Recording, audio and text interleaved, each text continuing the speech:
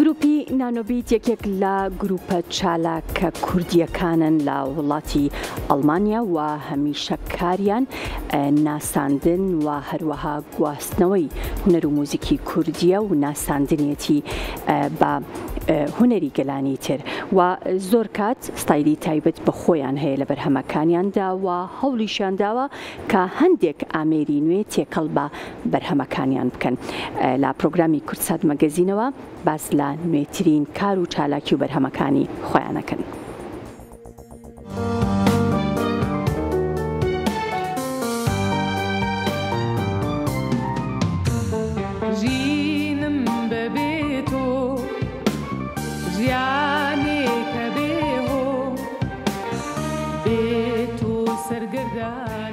سڵاوتان لێبێ خۆشەویستان، من هێدی جەبارم، دەنگبێژی گروپی موزیکی نانۆبیت. خۆشحاڵم کە ئەمڕۆ لە پرۆگرامی کورتسات مەگەزین میوانم لەگەڵ ئێوەی ئەزیز و خۆشەویستە. وەکو خۆتان ئاگادارن ئێمە وەکو گروپی نانۆبیت بە بەردەوامی لە بەرهەمهێنانی چەندین بەرهەمی نوێداین، لە ئێستادا خاوەنی چەندین بەرهەمی نوێین کە تەنیا دوانیان لەو بەرهەمانە لەلایەن کاگاریان ساڵحەوە ڤیدیۆکلیپی بۆ کراوە کە ئێستا لە قۆناغی مۆنتاژکردنایە. وەکو کار و چالاکی لە داهاتوویەکی نزیکە چەندین کار و چالاکیمان هەیە، بەڵام پێم باشە لە ئێستا نەچمە و وردەکاریانەوە بۆی کە لە دواترە شتێکی نوێ هەبێ بۆ ئێوەی بینەر کە لە ئێمە بیبیستن و بیبینن.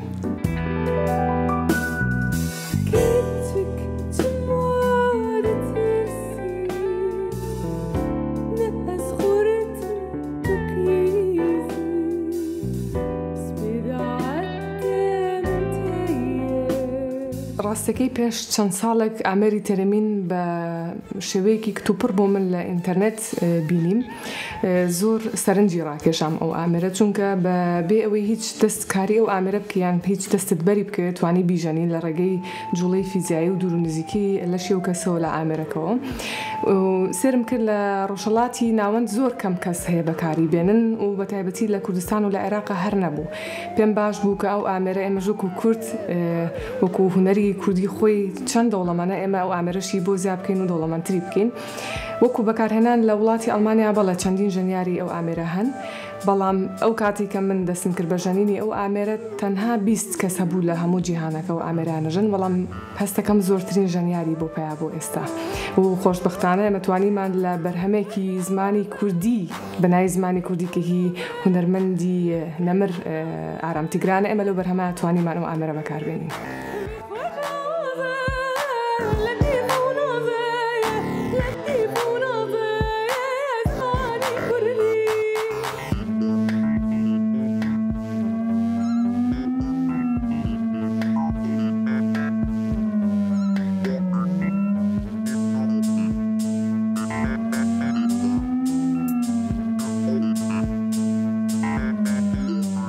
ڕاستی کاری نانۆبیت یەکێک لە بڵێ ئێمە بە دوو شێواز کارەکەین. یەکێکیان ئەوەیە کە خۆمان بەرهەمی نوێی خۆمانمان هەیە، یەکێکی تریشانەوەیە کە ئەو بەرهەمە فۆلکلۆریە کوردیانە بێنینەوە بە شێوازێکی نوێ و سەردەمیانە و کە ئێمە خۆمان پێڵێن ستایلی نانۆبیت، بەو شێوازە ئێمە نوێیان بکەینەوە. ینی یەکێک لە شێوازەکانی گروپی موزیکی نانۆبیت نوێکردنەوەی و بەرهەمە فۆلکلۆریانەیە کە ئێمە سەرنجێکی زۆرمان خستۆتە سەر بەهۆی ئەوەی کە لێرە لە ئەوروپا و لە دەرەوە چەندین گەنجی کوردمان هەیە کە دوورن لەو ئەو جەوە کوردیەی کە لە لای خۆمان گوێچکەمان پێڕاهاتووە، ئەوان گوێ لە بەرهەمە فۆلکلۆریە کوردیەکان ناگرن. ئێمە هاتوین چواردەورێکی تریان فەرشێکی نوێمان بۆ ڕاخستۆ کە ئەوان بتوانن لەسەر ئەو بنەمایە بتوان چێژی لێ ببینن گوێ لە بەرهەمە فۆلکلۆریە کوردیەکان بگرنەوە.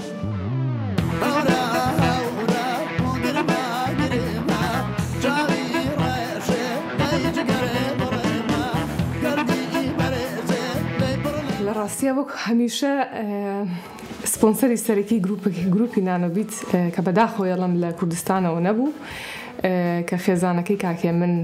بووکو هەمیشە پشتیوانێکی سەرەکی گروپی موزیکی نانۆبیتە کە ئەو پشتیوانی کرد و لەسەر ئەرک و تێچوو ماندووبوونی خۆمان بوو.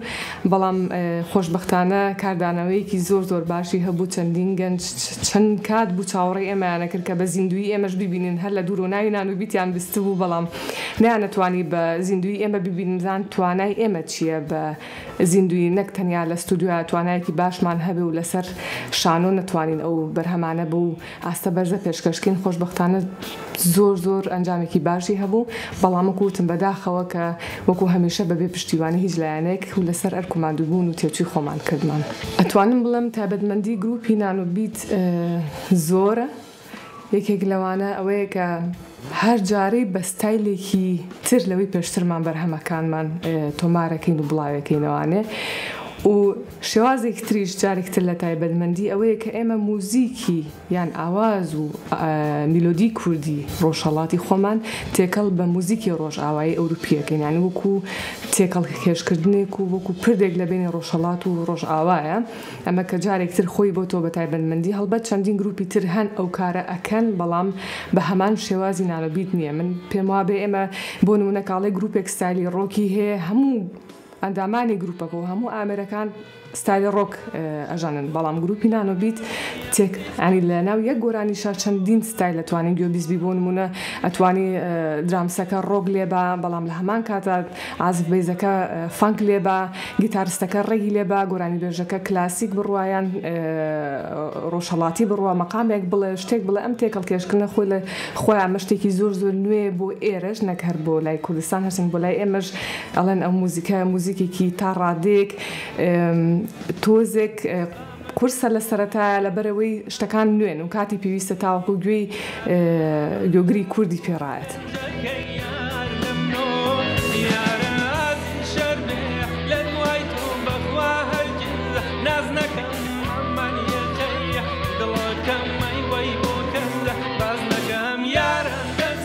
وەکو گروپی موزیکی نانۆبیت پەیاممان زۆرە بەڵام یەکێک لە پەیامە هەرە سەرەکیەکانی ئێمە ئاشتیە لە ڕێگەی موزیک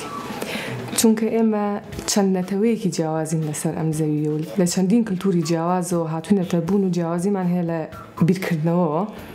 لە ڕووی بیرکردنەوە بەڵام ئەگەر ئاشتی نەبێت ناتوانین بەیەکەوە ژیان بکەین لەبەرەوە ژیان قورسترەوێ بۆ ئێمە هۆڵمان ناوە ئەو هەنگاوە بنین بۆی لە ڕێگەی ئاشتی و بتوانین بەیەکەوە ژیان بکەین. یەکێکی تر لە پەیامی ئێمە ئەوەیە کە گەنجانی کورد لێرە بگەڕێنینەوە بۆ ناو مۆزیک و کولتوری کوردی لە جیاتی ئەوەی گوێ لە هونەری بێگانەیەک یان هونەری وڵاتێکی بێگانە بگرن و دوور بن لە هونەری خۆیان و لە کولتوری خۆیان و ئێمە بتوانین بە ڕێگەی مۆزیکی مۆدرن و سەردەم بیانهێنینەوە باوەشی میلەتەکەی خۆیان و تێ بگەن لە هونەرەکە. دووبارە سپاس بۆ ئێوە و بۆ بینەرانی عەزیز و خۆشەویست خۆشحاڵم کە ئەمڕۆ توانیم لەگەڵ ئێوەیە لەم بەرنامەیە بەشدار بم. هیوای تەندروستێکی باش و کاتێکی خۆش بۆ هەمووتان.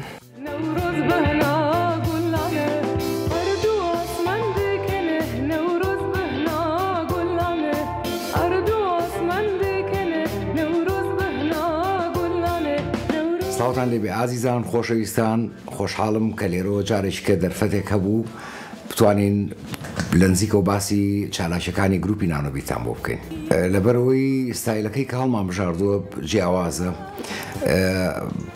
بە هیوادارم جیاوازی کە باسمان نەکرێت جیاوازیەکی ئەرێنی بێت لەبەرەوەی توانیمانە چەند خەڵات لێرە وەربگرین ئەوەیە کە هەوڵمان ناوە موزیک لە بخەینە چوارچێوەیەکەوە کە جۆگرانی غەیرە کوردیش بتوانن قبوڵی بکەن بتوانن ئەو موزیکە وەکو چێژ وەربگرن و هەمان کات توانیمانە بۆ یەکەم جار بتوانین موزیکی کوردی بگەینە ڕادیۆی ئەڵمانیا کە لە ڕادیۆی ئەڵمانیا پەخش بکرێت ئەوەش بێگومانە بێ ئاستێکی بەرز و تایبەتمەندیی خۆتە بێ گیرا موزیسیان و گروپ زۆرن نەیانتوانی و بگەنە و ئاست و ڕادەیە. ژیانێکە بێهۆ بێت و سەرگەردانم بوو لە نەمانم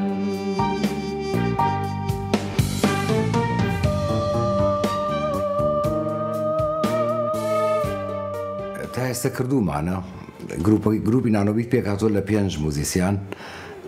لەگەڵەوەشە کارمان بۆ خەڵکیکە کردو و کارمان لەگەڵ خەڵکیکە کردووە بەس یاسایەکمان نییە بڵین لەگەڵ هیچ کەسێکا کار ناکەین و یاسایەکیشمان نییە بڵین بەردەوامی کەسی غەیرە نانۆبیت دێنینە گروپەکەوە بەپێی بار و دۆخەکە بڕیارەین ڕاستیکە لە ڕاستیە ستایلی ئێمە ناتوانانی بڵێ لە کام گۆرانی بێش لەبەرەوەی گۆرانی بێژیش کە گۆرانی ئەڵێت گۆرانەکەی لە چوارچەوەی ستایلێکی موزیکا جێکاتەوە لەبەرەوە ئێمە ئەتوانم بڵێم چەندین ستایل تێکەڵەکەین و بۆ خزمەتکردنی بەرهەمێک یان بۆ گۆرانیەک و بە هۆی ئەوەی کە گروپەکە گروپێکی کوردیە ئەتوانم بڵێم ئەو ئیشێکەکەین ئەچێتە خزمەتی هونەری کوردیەوە.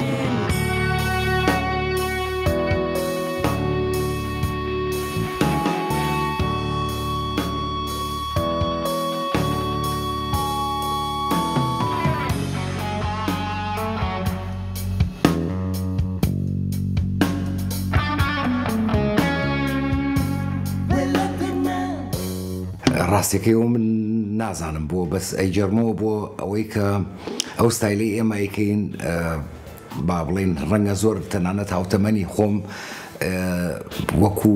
فڕانە هاتوون بەو ستایلە نوێیە لە هەمان کاتە ڕەنگە بۆ ئەوان چێژبەخش نەبێت بەس وەکو پێویست من ئیشەکە ئەکەم ئەزانم ئەگەر مەبەستێکم هەبوایە بۆی پشتیوانی بکرێم ڕنگ بوو پەنابەرم بۆ چەند بەرهەمی و گۆرانی و ستایلێکی جیاوازتر کە سوور ئەزانم لە 100% پشتیوانی ئەکرێ و دەستخۆشی ژەکوێت بەس ئەمەیان کەیکیت خزمەتێکە بۆ جیلێک بۆ نەوەیەکی کە ئێشتا بە شێوەیەکی ئۆتۆپێ نەگەیشتون کە بتوانن بڕیار بن و بگەنەوەی کە پشتیوانی گروپێ بکەن خۆیان پێویستیان بە پشتیوانیە لەبەرەوە ئەبێ ڕێگە قورسەکە بگرین گرنگ ئەوەیە کۆڵ نین.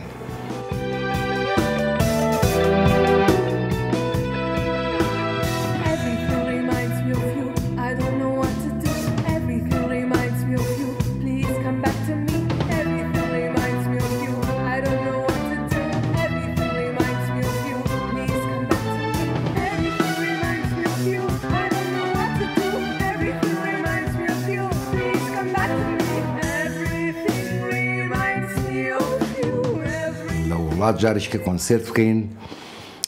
ناتوانم بڵێم یان بەڵێ کەوتۆتە سەر ئەوەی ئەو کۆنسرتەی پێشووکە کردمان خەرجێکی زۆری تێچوو هەمووی خۆمان لە گیرفانی خۆمان هەموو شتێکمان کرد ئەگەر توانایەکی مادی یا توانایەکی ئابووری هەبێت حتمما بۆ ناخۆشترین شتە کە بتوانی خزمەتی بەگران نایفرۆشم و کە بڵێم خزمەت بەس خۆشە گەنجێکی زۆر هەیە لە بواری موزیکا ئەخوێنن حەزەکەن ئەوانیش جارێک کۆنسرتێک بە جۆرێکی تر بە ستایلێکی تر بە ئاستێکی تر ببینن هەر ئەو کۆنسرتی کە لە سلێمانی کردمان گەورەترین بەڵگە بوو بۆ ئێمە بۆ ئەم قسەی کە ئێستا یکەم دەستخۆشیمان لە زۆر گەنجانەوە پێگەیشت کە لە بواری موزیکا چالاکن یان ئەخوێنن یان خەریکی خۆپەروەردەکردن لەبەرەوە بە خۆشحاڵیەوە بەس ئەبێ بزانین بارودۆخەکە بگونجێت بە پێ ئەو بڕیارەی ئێمە موزیکەکەین حەزەکەین نمونەیی بین حەزەکەین چاولێکەرمان زۆر بێت هەستی پێیەکەم کەسانێک هەن بەداخەوە زۆر نین کەم حەزەکەن هەمان ڕێباز بگرن کە ئێمە گرتومانە بەس ئاواتە خوازم مەبەستی پشتەوەشی هەمان مەبەستیان هەبێت ناڵێم بە گران فرۆشتنەوە ئێمە خزمەت دەکەین و ئەم قسە زلانە بەڵام هەستێکی پاشی لە پشتەوە بێت هەستێکی هونەری پاک و عاشقانەی لە پشتەوە بێت سپاس بۆ ئێوەی عزیز سپاس بۆ کەناڵی میدیای کورسات بۆ ئەم دەرفەتەی بۆی ڕەخسانین سپاس بۆ بینەران کە ئەم کاتتان لەگەڵ ئێمە بەسەر برد بە هیوای دیدارێکی نوێ لە داهاتووە هەر بژین.